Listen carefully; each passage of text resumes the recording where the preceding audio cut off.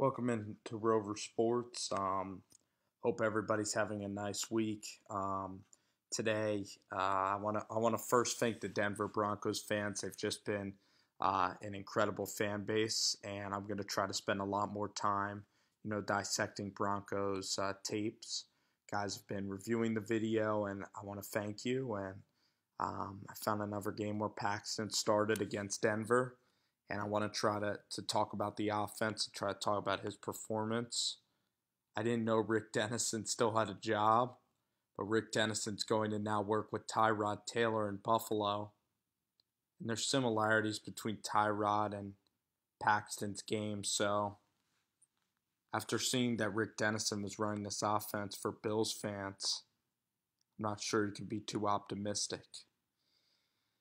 I want to dissect this throw a little bit from Paxton Lynch because when you look at Paxton and against the Falcons, he has trouble with accuracy and also he has trouble with touch. I mean, this is a throw that needs to be, he obviously throws it behind Demaryius Thomas. His footwork is not the most precise footwork. And you're going to see here, if we could slow this up, it's a quick drop, but this throw is just way too hard into the outside, and it's a very tough assignment for Paxton. Amukamara, when he's healthy, it's not a poor corner, and Jalen Ramsey's going to be a Pro Bowler for a long, long time. Here you're going to see the blitz, and just looking at Matt Paradas in the middle of the offensive line, and look at Max Garcia and Schofield. And they let a lot of guys. I don't know if I'm sold on Schofield. I know Garcia's been playing a long, long time. He's a veteran. But oftentimes last year, this offensive line would break down. And I know that you're going to try to have, I know you have Okun and Sambraio on one side battling out for the spot. But hopefully Garrett Bowles can come on in and be a day one contributor to this offensive line. Really help out in run blocking. But this is a throw. I want to see Paxton step in and take this hit. This would have been a big throw for Denver, for the confidence of the Broncos. And you could see him there just fading off of his back foot. And let me try to show that to you one more time. Paxton Lynch, the blitz is coming for the A-gap, coming for the middle. Paxton, you see him flinching from the rush. Still velocity, but you're throwing to a smaller Emmanuel Sanders in the tight window. And give credit to the Broncos there on some pretty good defense. This game was a pun-a-thon. Kind of a torturous, tough watch if you're a fan of football or a fan of any sort of offense whatsoever. This is one of Paxton's better plays. Gets outside the pocket, like how he grips it with two hands. Throws a good one to Demaryius Thomas. Here's an example of how slow Paxton's feet are and why the Rick Dennison, Gary Kubiak offense did not work. So look at how long it takes Paxton. Look at those strides. That's just not graceful footwork, and I know that this guy's 6'6", and you could tell it was a developmental project, and then you have Max Garcia being burned. That doesn't help matters either. So you see, when Paxton Lynch, he takes so long to drop into 7 steps, he can only look at one side of the field. And if that receiver isn't open to play, you're screwed essentially. So there was one drive in this game where Capri Bibbs and Devontae Booker, where they both ran the ball really well. But here you see Paxton Lynch, and he just looks at one guy, and if the one guy is open, like here Demaryius is open, like if you say Paxton, throw at this target, Paxton could put, he could tear a hole in the target. This is a beautiful throwing motion, tons of velocity. He can throw bullets, Paxton Lynch.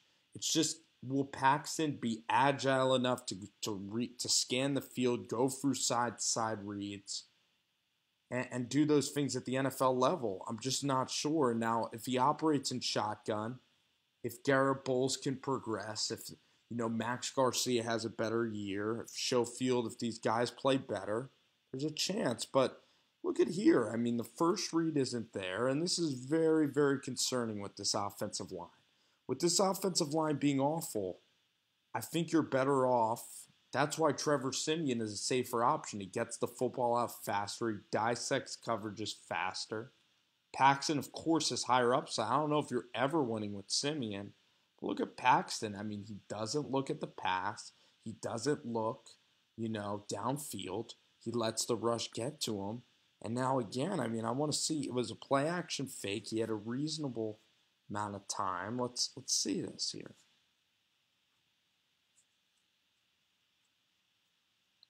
Again, you have Garcia getting beat. Look at these offensive linemen. Mostly Garcia getting beat. But then you even look at Paradas and guys inside, and they're losing as well. So, I mean, Jacksonville, they do have Dante Fowler from Florida. Very good defensive lineman. They paid tons of money for Malik Jackson, who was a Bronco. This play's just sloppy. Offensive line sloppy. This one's not on Paxton Lynch. Don't love the call from Rick Dennison.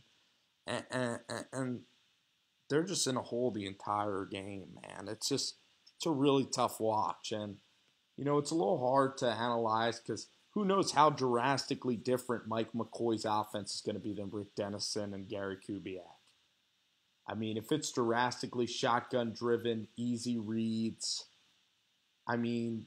Paxton is kind of like Joe Flacco. I don't think he's going to be a guy that's just going to pick apart defenses with his reading ability. I mean, he's the type of guy that you really need to dumb it down for just because of his footwork and just from what he's come from in college. It's such a spread offense, playing at a Conference USA college in Memphis. So, let's see here. I want to get to some more tape. All right. Yes. Here's more Paxton tape, so our screen gets more blurry. There you see underneath coverage. Good job by Paxton. First read was there. He nails it to Emmanuel.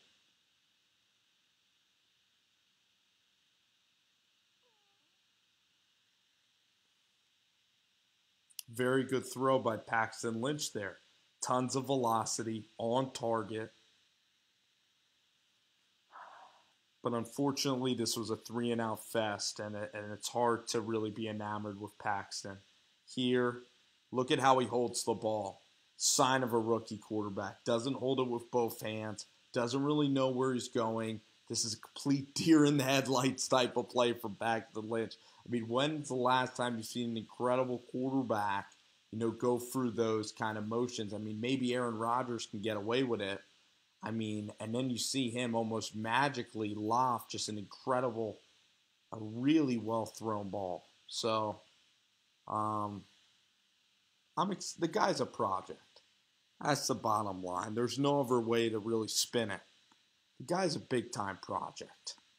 And Siemian is so much more ahead of Paxton Lynch. Like, I'm not the biggest Trevor Siemian fan by any means. I think that he's limited. I think he's Alex Smith. I think he's a check down guy. I think Sanders and the other receivers know that as well. Boy, oh boy. It's Paxton Lynch is just in square one of square one, And Siemian is just, got to admit, Here's Paxton again. I mean, he had a couple of good throws on some slant routes. We'll give him that. Had a couple of nice throws versus Atlanta.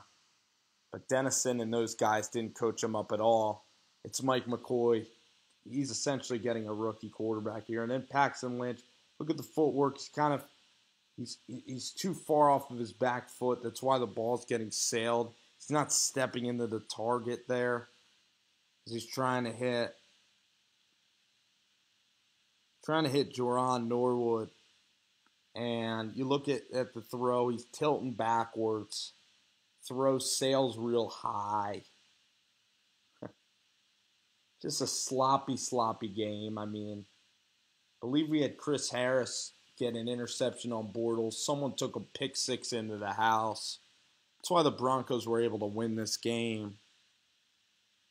Because this offense was just abysmal in this game. I mean, it was torturous to watch. I think actually we might get a field goal here. It's a couple of Paxton's good plays. At the end of the half, he does take advantage of a short field. Jacksonville outdid themselves with terrible offense in this game. Good throw, a little low, but love the aggressiveness, and Brandon's able to hit a field goal. So let's go to 14:06.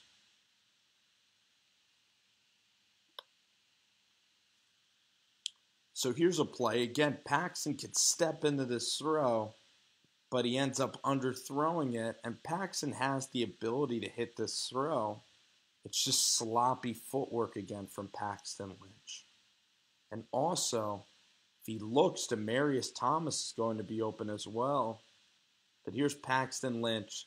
If he steps into this ball, there's no reason why he shouldn't get his feet under him. But again, look at him. He's even fading away there. So just little details. We will see the wizardry of Mike McCoy. Cannot wait for preseason game number 1. It is the best preseason game possibly on tap. Here he makes a good throw. Feet under him. Hits Sanders. Potential. It's going to be Paxton Lynch, Chad Kelly, and Simeon versus Glennon and Trubisky. I mean, if you're a fan of quarterback play and QB battles in preseason, I think that preseason game on the NFL Network opening Thursday, that's can't miss material. You know, if you're dissecting quarterback battles, I mean, that is just a treat. I mean, who cares really about, Pittsburgh, New York Giants will be okay. I'm excited to see Davis Webb, but, the Broncos and the Bears, I mean, this quarterback battles, that's what preseason is predicated on. That's what makes preseason really pretty cool. Jaguars hold the ball a bit. They throw a pick six. I'll do one more series, and then we'll skedaddle out of here. I think you guys had enough 3-and-out torture today. I want you guys to still watch football. Good throw. Probably get a run here on 3rd and 2 where the O-line gets no push whatsoever against the front. So not exactly Paxton's fault. And that's how we'll end today. But the Broncos, luckily, are able to win for all you Broncos fans. And we're going to show a more glamorous video. We'll probably look at the Saints video next. One where Simeon and quarterback play was pretty one where quarterback play was a lot better. So, hope you guys enjoy Rover Sports. Carson Wentz coming up next for the Eagles fans. And I'll see you guys soon. We only got a couple more weeks till training camp. Till then, guys, enjoy training camp and everything. And I'll try to get back to you guys with a video real soon in the next couple of days here. I'll see ya.